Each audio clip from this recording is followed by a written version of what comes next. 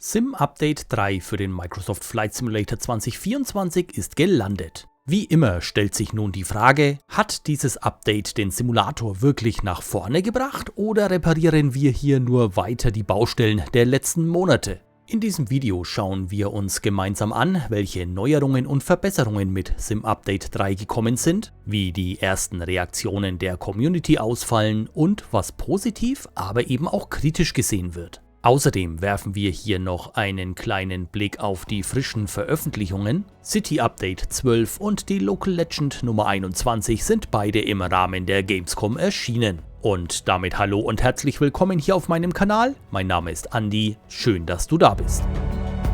Eines vorweg, ich habe auf allen drei Systemen, also auf Xbox Series S, Series X und am PC, Sim Update 3 in den vergangenen Tagen ausgiebig getestet. Ich setze mich zur Release von neuen Inhalten nicht unnötigen Druck aus, möglichst schnell ein Video auf meinem Kanal veröffentlichen zu müssen. Mein Fokus liegt vielmehr darauf, mir einen guten Gesamteindruck zu verschaffen, bevor ich über Dinge spreche. Ebenfalls ist mir wichtig, bereits erste Reaktionen aus der Community mit einzubauen, welche ich aus den Tagen nach Release zusammentrage. Dennoch sollte jedem klar sein, dass man in einem ersten Video zu einem bestimmten Thema nicht alles abbilden kann. Zögert daher bitte nicht, über die Kommentarfunktion hier unter dem Video Dinge, die euch wichtig sind, konstruktiv zu ergänzen. Sim Update 3 bringt, wie von Asobo angekündigt, vor allem Optimierungen im Bereich Performance und Stabilität. Besonders auffällig ist dabei die überarbeitete Speicherverwaltung, die sowohl auf PC als auch auf Xbox für spürbar weniger Abstürze sorgt. Auf Xbox Series S läuft der Sim nun stabiler und auf Series X profitiert man von feineren Lade- und Speicherprozessen, was besonders bei längeren Flügen auffällt. Eine weitere große Neuerung: Inhalte lassen sich jetzt herunterladen und dauerhaft installieren. Das heißt, Inhalte und Add-ons wie beispielsweise Flugzeuge müssen nicht mehr ausschließlich gestreamt werden. Ein klarer Vorteil und ein lange geforderter Punkt der Community. Dazu kommen Verbesserungen im Wettermodell. Wolken und Niederschläge wirken dynamischer und realistischer und das Live-Wetter synchronisiert sich deutlich zuverlässiger, ein echter Fortschritt nach Monaten voller Frustmeldungen. Auch das User-Interface wurde verfeinert. Klarere Menüstrukturen, schnelleres Navigieren im Hangar, bessere Übersicht in den Einstellungen. Und wie gewohnt gibt es einen ganzen Stapel an Bugfixes. Von kleineren Grafikfehlern bis zu kritischen CTDs, also Crashs to Desktop bzw. Dashboard. Eine Auflistung aller Verbesserungen habe ich euch in Form der offiziellen Release Notes zum Sim Update Nummer 3 als Link in die Videobeschreibung gepackt. Die positiven Reaktionen ließen nicht lange auf sich warten. Viele User loben, dass der Simulator nach Sim Update 3 einfach flüssiger läuft. Besonders Xbox-Nutzer berichten von kürzeren Ladezeiten und weniger Rucklern.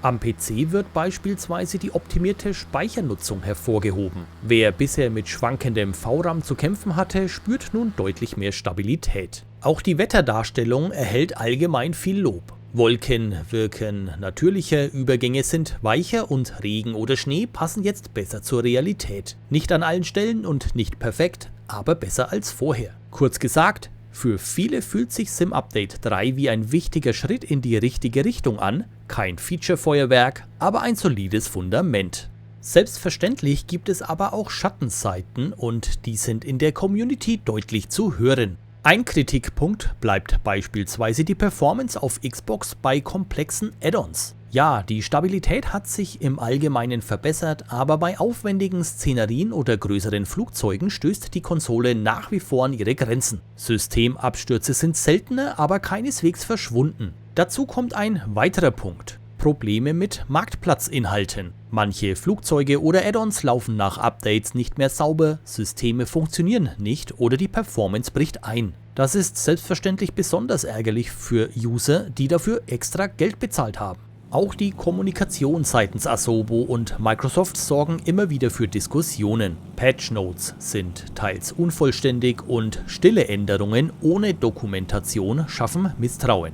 Und dann gibt's natürlich noch die Dauerbrenner: ATC-Bugs, KI-Verkehr, Ground Services. Alles Baustellen, die nach wie vor ungelöst sind und für viele User mehr Gewicht hätten als neue kosmetische Features.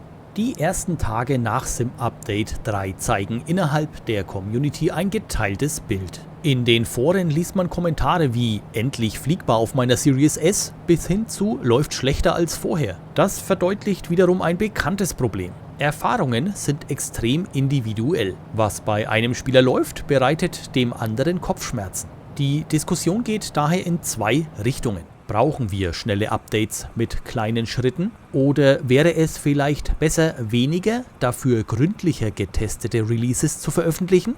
Ein weiterer großer Diskussionspunkt: Es werden neue Inhalte veröffentlicht, während bereits versprochene Flugzeuge und Features seit Monaten unvollständig und fehlerhaft sind oder überhaupt nicht funktionieren. Die Local Legends und Famous Flyer der Aviator Edition sind beispielsweise bis heute eingeschränkt oder nicht nutzbar, also seit Release. Dass man trotzdem immer wieder mit frischen Add-ons wirkt auf viele User wie ein Ablenkungsmanöver. Statt alte Versprechen einzulösen, wird neuer Glanz präsentiert und damit verspielt man Schritt für Schritt das Vertrauen in die Basis des Simulators. Wer Premium verkauft, muss Premium liefern. Das wiederum spaltet die Community und zeigt, Aufwind ist da, aber der Gegenwind bleibt.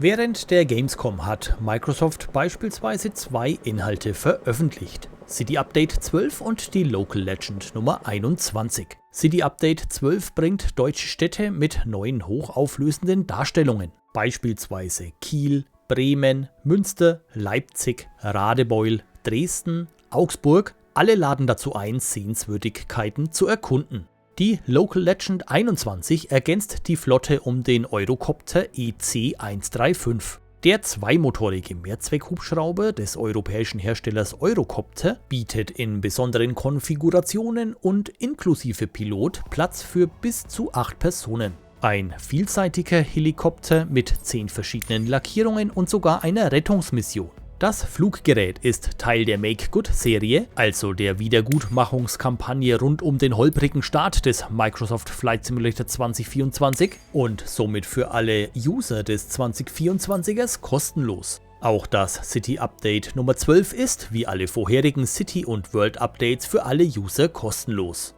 Auch in den Reaktionen zu diesen Inhalten zeigt sich ein gemischtes Bild. City Update 12 wird von vielen VFR-Piloten gefeiert. Endlich mehr Realismus über deutschen Skylines, Kommentare wie „so macht Sightseeing wieder Spaß" liest man oft. Doch es gibt auch Gegenstimmen. Manche beklagen Performance-Einbrüche, besonders auf Xbox, und fragen sich, ob solche kosmetischen Updates gerade jetzt wirklich Priorität haben. Die Local Legend 21 der EC-135 sorgt für überwiegend gute Stimmung, nicht nur bei Fans der Helikopterfliegerei. Viele loben die Verknüpfung mit einer Rettungsmission. Aber auch hier kommt Kritik. Warum werden neue Flugzeuge veröffentlicht, während Standardmaschinen weiterhin verbuggt sind? Auch der EC-135 selbst läuft an der ein oder anderen Stelle noch nicht komplett rund. Somit das Fazit aus der Community: schöne Extras, aber der Fokus sollte stärker auf stabilen Kernsystemen liegen. Als Fazit lässt sich zusammenfassen: Sim Update 3 ist ein solides Wartungsupdate. Mehr Stabilität, bessere Performance, realistischeres Wetter und die Möglichkeit, Inhalte dauerhaft zu installieren. Aber gleichzeitig zeigt es auch, viele grundlegende Probleme bleiben bestehen. Die Diskussion über Update-Rhythmus, Transparenz und Prioritäten wird die Community noch lange beschäftigen. Vermutlich immer, denn allen recht machen kann man es freilich nicht. Mit City Update 12 und dem EC-135 zur Gamescom gibt es frische Inhalte. Doch die Frage bleibt: Motiviert das langfristig oder braucht es endlich den großen Fokus auf das Fundament? Am Ende ist klar: Der Microsoft Flight Simulator ist ein Projekt im stetigen Wandel. Wir als Community müssen kritisch bleiben, aber auch die positiven Schritte anerkennen. Jeder Fortschritt, und sei er noch so klein, bringt uns dem Ziel eines wirklich stabilen und immersiven Simulators näher. Schreibt mir eure Meinung zu Sim Update 3, City Update 12 und der Local Legend 21 in die Kommentare. Wenn euch das Video gefallen hat, gebt bitte einen Daumen nach oben und vergesst nicht, den Kanal zu abonnieren und die Glocke zu aktivieren, um auch in Zukunft kein Video hier auf diesem Kanal zu verpassen. Vielen Dank fürs Zuschauen, ich bin raus.